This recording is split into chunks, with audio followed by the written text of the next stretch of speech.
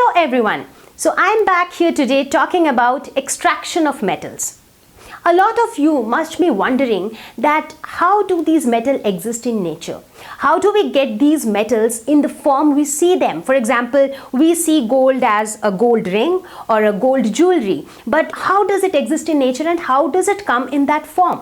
So let's get started. First question. How do metals exist in nature? So metals can exist in either of these three forms. Free state, as in just like itself, as compounds, that is wherein it combines with other elements to form some compounds. Third is as oxides, sulfides or carbonates. Now you would have noticed that metal oxides are very commonly found. You know why? Because oxygen is a very reactive element and oxygen is also a very abundant element. Therefore, the chances are very high that a metal would combine with oxygen to form its oxides, and that's why we see more of metal oxides. Next question. Where do these metals exist in nature? So there are majorly two areas where metals exist. First is Earth's crust. Now, how does it exist in the Earth's crust? So inside the Earth crust, the elements or the compounds which occur in their natural form are called minerals. Now, at certain places, these minerals have very high percentage of some metals such that the metals can be profitably extracted from them. And such minerals are called ores. In fact, as we study about the process of extraction of metals, we will talk more about ores because ores are the ones from where we get the metals. Now, the second area where we find these metals in nature is seawater. In fact, it's a very rich source of a lot of metals. So now is the time that we start with extraction of metals.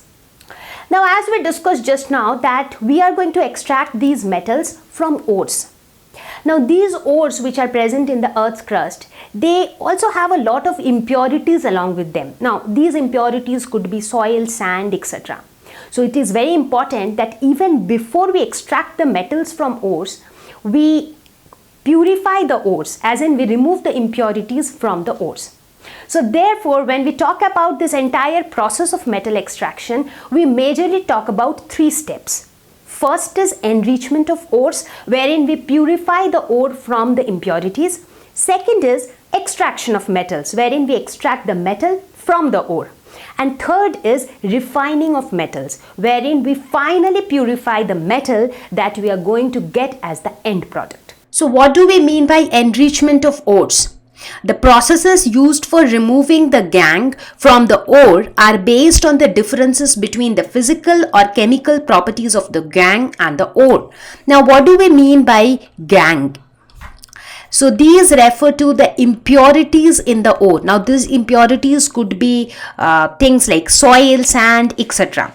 Now, there are many different processes which are used based upon the physical and chemical properties of the impurities and the ore. Like if they differ in their physical properties, we use a different method. If they differ in their chemical properties, we use a different method.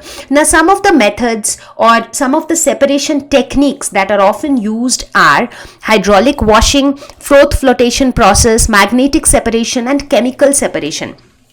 So just to give you a quick understanding, for example, we use hydraulic washing when the ores are heavier than the impurity particles. So in that case, we do this kind of washing. So the ores being heavier, they remain at the bottom, and the impurities being lighter are on the top. Froth flotation process is used specifically for sulfide ores of copper, lead and zinc. Similarly, magnetic separation is used when the impurities are non-magnetic but the ores are magnetic. Now, since they differ in their magnetic properties, therefore we use this magnetic separation method. Chemical separation is used if the chemical properties of the impurities and the ores are different. So they react differently with a particular substance. So that is another way we use to separate the impurities from the ore. Now, when we talk about metal extraction, so before we even talk about the exact process of metal extraction, we talk about grouping of metals. Now, there are three categories of metals that we deal with. First is metals of low reactivity, which is also called as low activity series. That means here we talk about metals which are very unreactive. That is, they do not react much. One such example is an ore of mercury, that is HGS, the sulfide ore of mercury. This is an unreactive ore and therefore it falls under the category of low activity series. So all these ores, they are generally found in their native state. So this is like our first category. The second category is metals of medium reactivity. So they form the medium activity series. So here they are moderately reactive, neither very less reactive nor extremely reactive. So they are like moderately reactive. So they are generally present as sulfides or carbonates in nature, but it is always easier to get the metal from metal oxides rather than sulfides or carbonates. Therefore, for these kind of metals, our aim is always to convert the sulfides or carbonates into oxides, because from metal oxides we can very easily get the metals. So you understood, right? So these metals, they generally exist as sulfides or carbonates, and what is our aim? To convert these sulfides and carbonates into their oxides. Right? So generally here we talk about reduction using carbon. So this is basically this category where zinc, lead, iron, copper falls into. And then we have metals of high reactivity. So here obviously we are talking about metals which are extremely reactive, for example potassium, sodium, calcium and so on. So here carbon doesn't act as a reducing agent. So this is our moderate series, that is medium reactivity series. This is our high activity series. So here these metals are obtained by electrolytic reduction, or what we call as electrolysis. So all that I'm trying to tell you is we will talk about the extraction method of our metals, but there are different processes for these three categories. So therefore we are going to talk about the processes for each of these categories: low reactivity, medium reactivity and high reactivity. So let us start with the low activity series, metals of low reactivity. So these here we generally have these metals are present in the form of their sulfide ores. So let us take an example. Let us take the example of the sulfide ore of mercury. This is an ore of mercury, and what do we do? Now these sulfide ores are converted into the oxides, because you remember I told you that it is always easier to get the metal from its oxide rather than from its sulfide or carbonate. So our first aim is to convert this sulfide ore into an oxide ore, that is HgO, and for that we combine it with oxygen in presence of heat. We heat it with oxygen basically, and that process is called roasting. So roasting is a process wherein we heat it strongly, strong heating in excess of air. So what is roasting? Strong heating in excess of air. So when the sulfide ore undergoes roasting, it forms HgO, which is oxide ore, plus SO2. Now it is very easy to get the metal from the oxide ore. So HgO, when it is heated, it forms Hg plus O2. So this is how we get the metal, and then the metal is refined. Now we will talk about refining of metals later. So now you understood, if it is a low reactivity series, it is generally a sulfide ore. It undergoes roasting, gets converted into its oxide ore. From there it gets converted into the metal, and then the metal is being refined. Now we will talk about metals of medium reactivity. Now most of these metals, they exist either as their sulfide ore or as their carbonate ore. Now if it is a sulfide ore, again the process will be the same. It will undergo roasting, that is strong heating in excess of air, and it will form the oxide ore, that is oxide of metal will be formed. From there it will get reduced to metal, and then the metal will get purified. What if it is a carbonate ore? Now, if it is a carbonate ore, then it undergoes a process called calcination.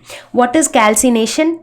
Calcination is strong heating in limited air. So you know what is the difference between calcination and roasting? Roasting happens in excess of air. So roasting always happens in excess of air and calcination happens in limited air.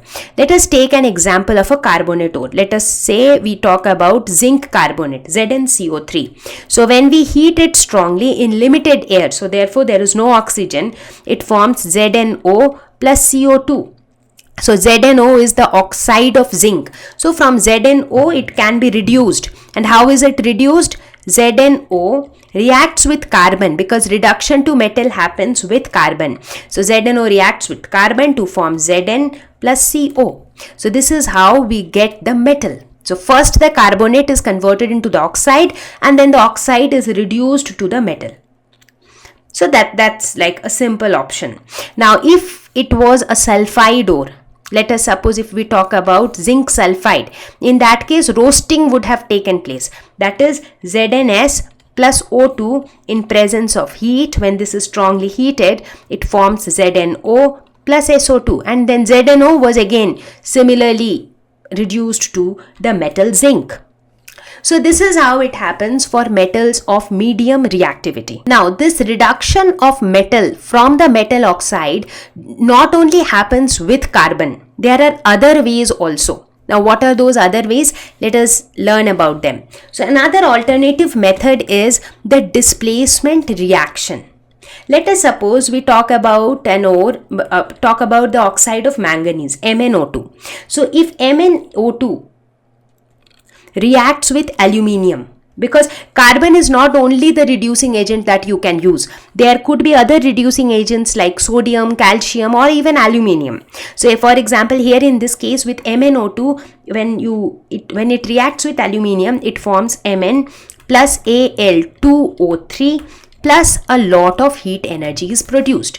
But the only thing is that in these kind of displacement reactions, they are highly exothermic. That means a lot of heat energy is produced. In fact, so much of heat energy is produced that the metals are produced in molten state. So that's like one major difference. But otherwise, I hope you understood it, right? Initially, these metals, they exist as carbonate or sulfide. If it is a carbonate, it undergoes calcination. If it is a sulfide, it undergoes roasting. At the end of calcination or roasting, we get the oxide of the metal. And then the oxide is reduced to the metal where a reducing agent is used. Most of the times it is carbon, but sometimes it could be other agents like sodium, calcium or aluminium. So that's about the medium activity series. Let us now talk about metals of high reactivity. So for such metals, the electrolytic reduction is used for the molten ore. So what happens in electrolytic reduction? So in electrolytic reduction, for example, let's talk about sodium. So let's say for the process of electrolysis, you have the electrolyte that is used is NaCl and then you have the positive and the negative electrode. Right? Now what happens at cathode? So let's talk about cathode, that is the negative electrode. So there Na plus accepts an electron to form Na. So that means the sodium metal is depositing on the cathode.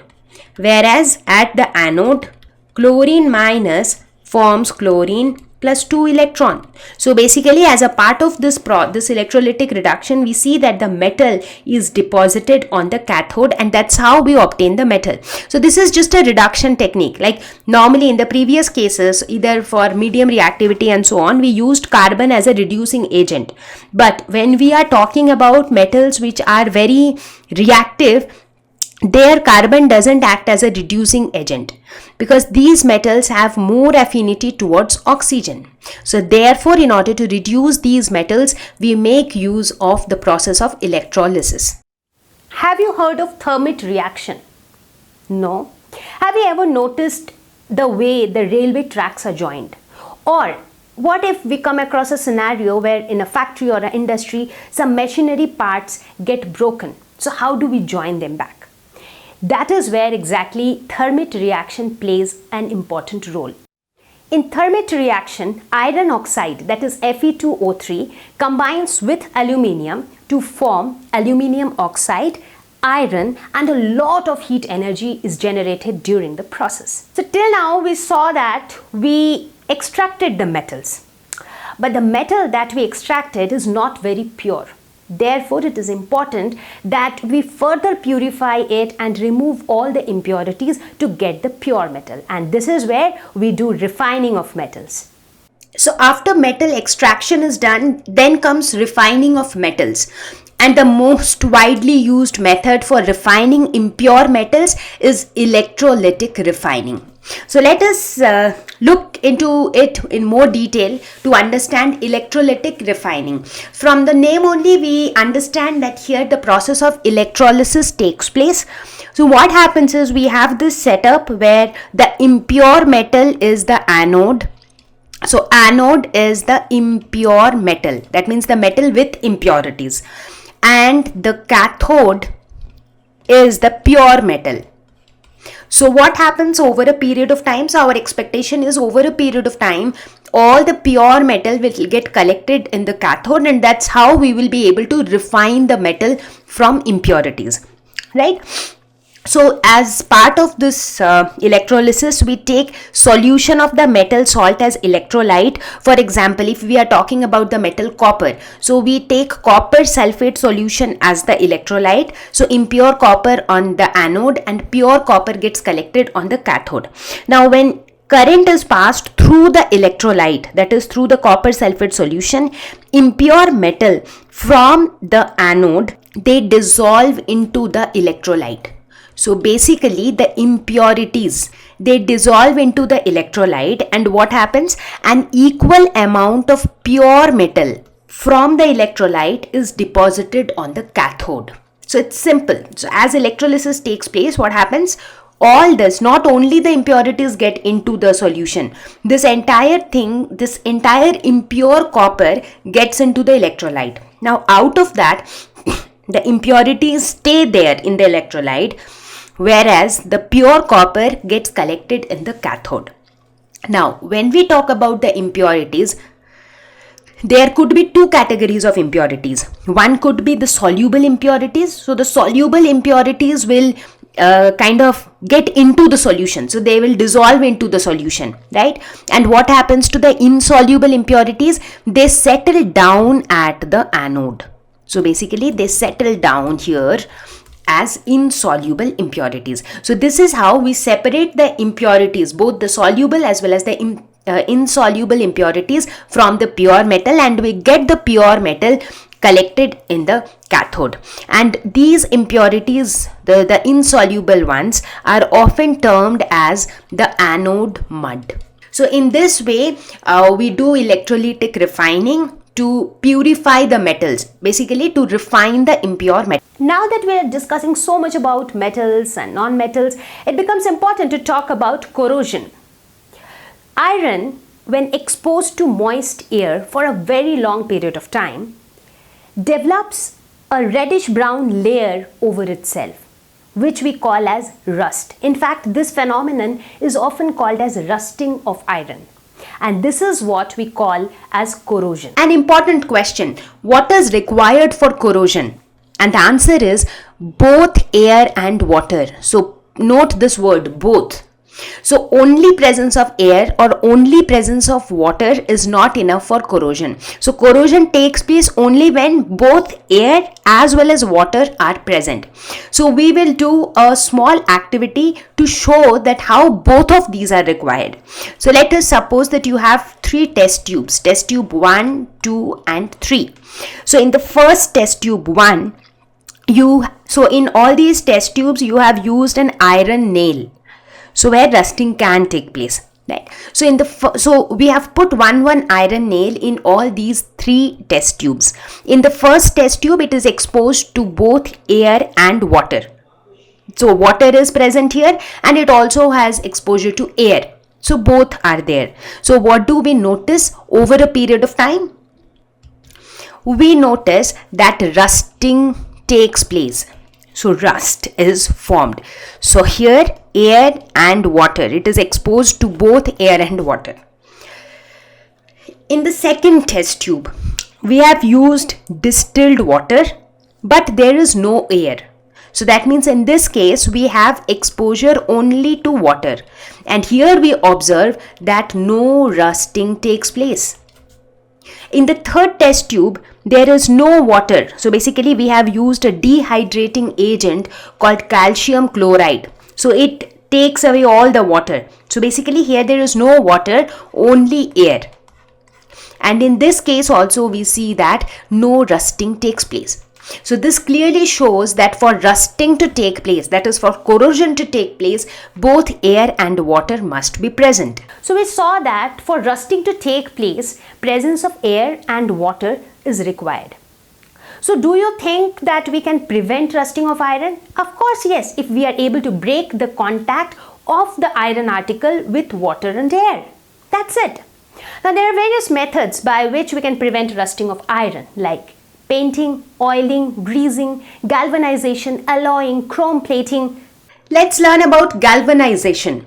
So galvanization is a method of protecting steel and iron from rusting by coating them with a layer of zinc. So if you put a layer of zinc, you do not see rusting happening even in the presence of water and air. How? So that's the most important question. Now normally what happens is iron loses electron to form the Fe++, right? So iron loses electron to form that positive ion. Now if this electron is taken by oxygen, in that case rust is formed. So for rusting to take place, we need air and water from where we get this oxygen. So if oxygen takes this electron, we see that iron oxide, which is rust, is formed. Now, what we do when we put a layer of zinc? So what zinc does is, zinc takes away this electron. And therefore, it doesn't allow oxygen to take it, and that is how it doesn't allow rust to form. And for this reason, zinc is often termed as the sacrificial anode, because zinc is sacrificing itself to protect the steel or iron from rusting. So zinc takes this electron and therefore prevents oxygen to take the electron, and therefore rusting doesn't happen. As I said, the zinc is the sacrificial anode and it cathodically protects the exposed steel. Now, something very important here. What do we mean by it cathodically protects the exposed steel? Now, in literal terms, it means that let us suppose you have, say, an iron article and it is coated with zinc all over. So, quite obvious that it is protected from rusting all over because it has a zinc layer. Now let us suppose that in middle somewhere, because of scratching or something, a little bit of zinc layer is missing. It is not there. That doesn't mean that that particular portion is now, can get rusting. It will still not be rusted. That's because zinc cathodically protects the exposed steel. So even though the steel is exposed or the iron is exposed in that particular area, but still it has that effect of zinc and therefore rusting doesn't take place there. Now there are several ways by which galvanization take place, as in how do we put this coating of zinc on iron. There are two different methods. One is hot dip galvanizing, wherein what we do is iron or steel is dipped in molten zinc. So you have molten zinc and you dip iron or steel into that molten zinc. So that is called hot dip galvanizing, because you dip the metal to get a layer of the zinc. The other method is electroplating. So electroplating is again more like the process of electrolysis, where you have a cathode and an anode. So here you run a current of electricity through the electrolyte, which could be for example, if we are talking about zinc, so it could be a zinc sulfate solution, right? And you have a zinc anode and you have the other cathode as the other metal which needs a layer of zinc, right? So in that fashion you get a layering of zinc. For example, if you have zinc as the anode and you have, let's say, steel here, and here you have the electrolyte as ZnSO4. Now when current is passed through the electrolyte, what happens is zinc from the anode gets into the solution, and also it gradually gets into this cathode. So therefore the steel object gets a layering of zinc over a period of time. So that's how we do galvanization. So these are the two ways: hot dip galvanizing and electroplating. Let us look at some examples of alloys. Steel is one good example. So steel is an alloy of iron and carbon. So why do we mix carbon with iron to form steel? Let's look at the properties of steel. Steel is hard, and at the same time it cannot be stretched easily. As a result, it is a very good material for making utensils, right? Because we want the utensils to be really hard and stout. But when you look at the properties of iron, iron is very soft and it can stretch very easily. So pure iron would not be the perfect material for utensils. So that's how steel is better than iron. So when you look at your kitchen, you would see that most of the utensils that you have there are made up of stainless steel. Why? Because they do not rust like iron. And how do we get stainless steel? When iron is mixed with nickel and copper, we get stainless steel. So stainless steel is another good example of alloy. Have you ever noticed that the gold jewelry that we wear is made up of 22 karat gold and not 24 karat gold? Why? Even though 24 karat gold is more pure, but why is it not used for jewelry making? Because it is very soft. That is why this gold is mixed with 2 karat of silver or copper to make 22 karat of gold, which is more hard and therefore more suitable for making jewelry. Another way to prevent corrosion is alloying. So alloying is a very good method to improve properties of a particular metal as well. So what is alloy? It is a homogeneous mixture of two or more metals, or even a metal and a non-metal. Now as I said that by mixing two metals or by mixing a metal and a non-metal, the overall properties of the metals are improved, and that is where corrosion is also prevented. So let us look at few examples. In fact, another property that you would have noticed is the electrical conductivity and the melting point of an alloy is less than that of the pure metals. Let's look at these examples. If you talk about brass, it is an alloy of copper and zinc. Now if you look at the melting point of copper or zinc and compare the melting point of brass with that, you would see that the melting point of brass would be a lot lesser than copper or zinc. Similarly, if you talk about bronze, that is also an alloy of copper and tin. If you talk about solder, that's an alloy of lead and tin.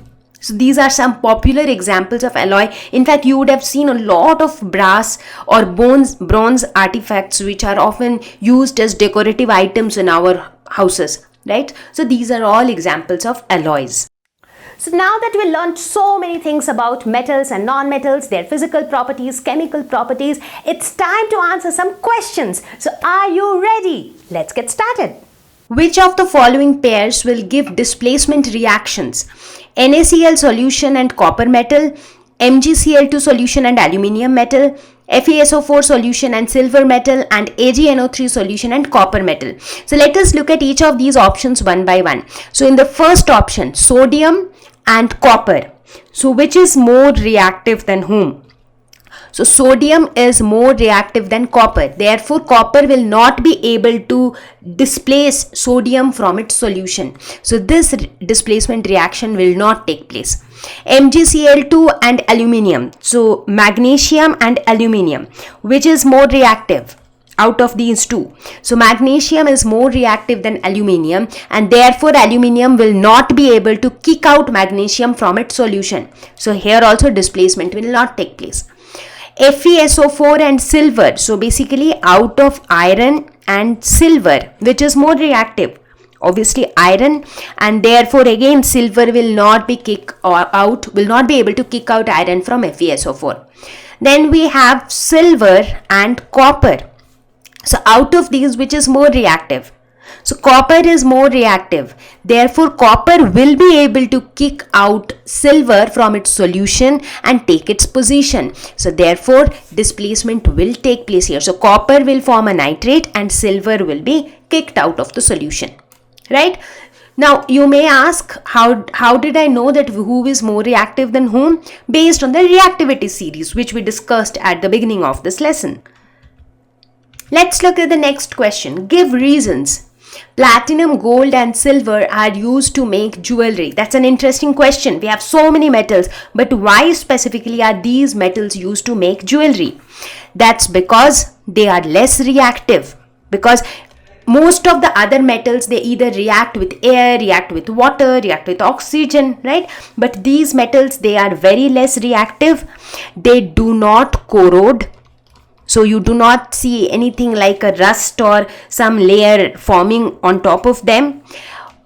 Besides that, they are also malleable and ductile, because if we want to make ornaments or jewelry, we want the metal to be really flexible so that we can, kind of beat it in the form of a thin wire to form a chain, or in the form to get the designs of a bangle or an earring, right? So the metals need to be malleable and ductile. Only then we will be able to make jewelry out of them. And last but not the least, they have very good shine, and therefore the jewelry, they look very good. Right? Let's look at the next one. Sodium, potassium and lithium are stored under oil. Because sodium, potassium and lithium, they are very, very reactive. They are so very reactive that if they react they react vigorously with air, with water. Therefore, they are stored in oil. Aluminium is a highly reactive metal, yet it is used to make utensils for cooking. Quite a few advantages with aluminium. For example, first of all, aluminium is lightweight. Now that's important for utensils, right? Not only that, cheap. So if we start having gold or silver utensils, they'll turn out to be extremely expensive, right? So it's cheap. It is good conductor of heat, and that's again the most important criteria for a utensil, because we want to cook food in that. So it has to be a good conductor of heat so that we are able to cook. Besides all of these, with aluminium, once aluminium forms a layer of Al2O3, that is aluminium oxide, it protects aluminium from any further corrosion. So that ways it's not that it will corrode for infinite period of time. So one layer of aluminium oxide will prevent it from any further corrosion. Another interesting question. You must have seen tarnished copper vessels being cleaned with lemon or tamarind juice. Explain why these sour substances are effective in cleaning the vessels. I'm sure many of you would have experienced this in your house, that generally the vessels which are used in our puja purpose, or even in the kitchen, many times we use such copper vessels, and you would have seen your moms cleaning these vessels using lemon or tamarind juice, imli. Right? So why? That's because lemon or tamarind juice, they are acidic in nature, and these acids are able to clean the copper vessels very nicely. But that doesn't answer the question. Why is it that the acid is able to clean the vessel so nicely? In order to understand that, first we will have to understand why does this vessel get tarnished? As in, this vessel is made up of copper, and copper is a shiny metal. So when you buy a new copper vessel, you would see a very good shine on it, like as you see in the picture here.